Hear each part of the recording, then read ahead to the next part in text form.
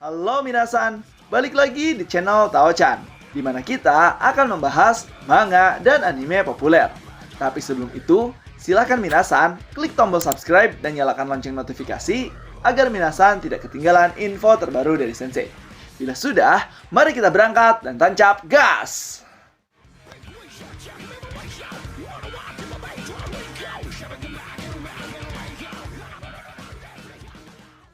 Oke minasan, di video kali ini kita akan membahas terkait spoiler manga Record of Ragnarok chapter 78. Yang mana di chapter kali ini petarung ronde 9 memang di luar nalar, di mana Ajika Sensei membuat plot twist yang sangat tidak bisa dibaca oleh para fans Record of Ragnarok. Di mana sebelumnya kita memprediksikan bahwa di ronde 9 yang akan turun adalah Okita Soji versus Loki. Kalau nggak juga, yang paling Apollo versus Timo Haiha. Tapi ternyata hal tersebut tidak terjadi. Yang mana di chapter kali ini, di pertarungan ronde 9, yang turun adalah King Leonidas versus Apollo. Wah, dua orang dari negara yang sama yang akan bertarung mewakili satu sama lain. Jadi akan seperti apakah spoiler manga Record of Ragnarok di chapter 78 ini? So, tanpa basa-basi lagi minasan, langsung saja kita gas ke pembahasannya. Chapter dibuka setelah kemarin kita diperlihatkan Siegfried yang dipenjara di gerbang Tartarus. Sekarang ini kita akan memulai persiapan ronde ke-9, di mana kita bisa melihat sebuah pulau mengapung yang menggambarkan kepala bebek dengan istana yang lumayan megah. Yang ternyata di sini tempat Zeus, Hermes, dan juga Ares akan menyambut peserta ronde 9 dari pihak para dewa. Di situ Zeus, Hermes beserta Ares turun dari kuda dan berjalan untuk memasuki sebuah kastil pulau terapung tersebut. Pada saat di kastil, kita diperlihatkan sebuah patung dewa Yunani dan tidak asing bagi kita yang ternyata ini adalah pulau terapung pribadi milik dewa Apollo dari Yunani.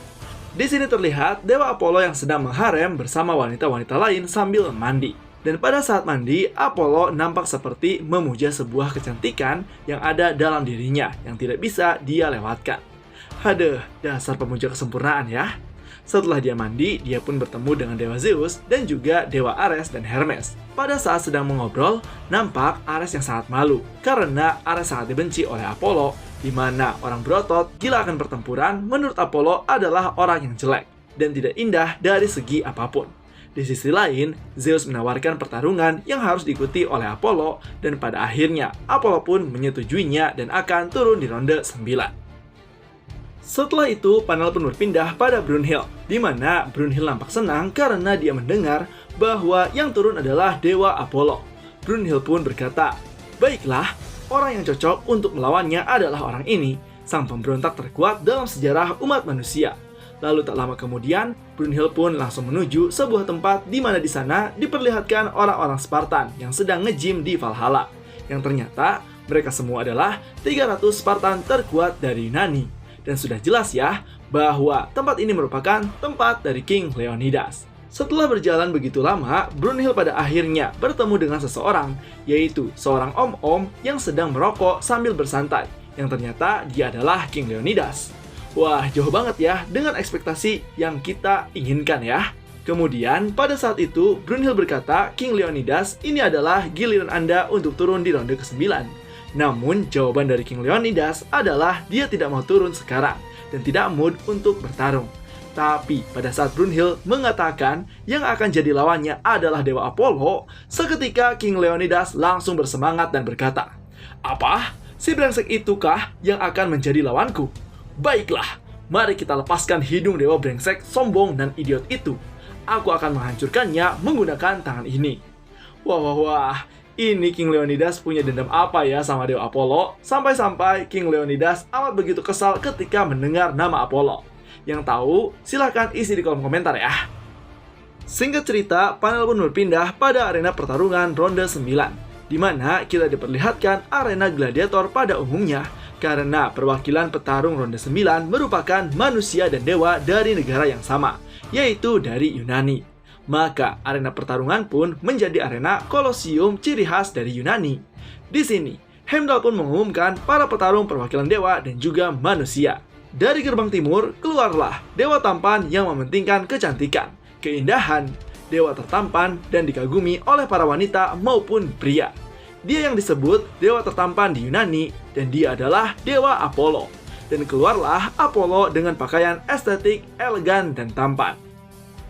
Sedangkan di gerbang barat, dia dijuluki sebagai pemberontak terkuat sepanjang sejarah umat manusia. Dengan 300 orang, mampu menyaingi 10.000 pasukan dari Persia.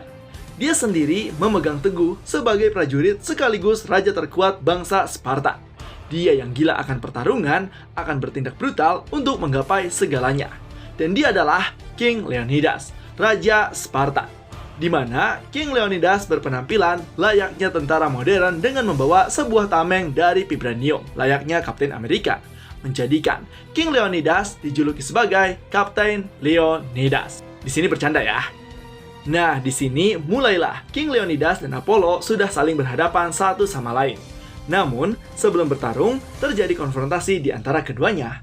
Apollo mengatakan, "Cih, orang bodoh dengan otak otot yang menyembah saudaraku, sangat menjijikan." Mendengar hal tersebut, King Leonidas pun kesal dan berkata, "Aku paling membencimu di dunia maupun di akhirat, dewa bajingan," sambil mengarahkan jempolnya ke bawah ke hadapan dewa Apollo. Dan di sini panel pun selesai dengan diakhiri awal pertarungan ronde ke-9 antara King Leonidas versus Apollo. Nah, itulah dia minasan terkait pembahasan spoiler manga Record of Ragnarok chapter 78. Yang ternyata King Leonidas punya dendam pribadi terhadap Dewa Apollo. Jadi punya masalah apa sih King Leonidas dengan Dewa Apollo ini? Bagi kalian yang tahu, silahkan isi di kolom komentar ya. Dan juga untuk pembahasan full raw manga Record of Ragnarok chapter 78 akan dibahas pada tanggal 28 mendatang. Jadi, gimana menurut minasan? Jangan lupa untuk like, komen, dan subscribe ya. So, tetap saksikan di channel Tao-chan agar minasan tidak ketinggalan informasi terbaru dari Sensei. Sekian dari Sensei, and bye-bye!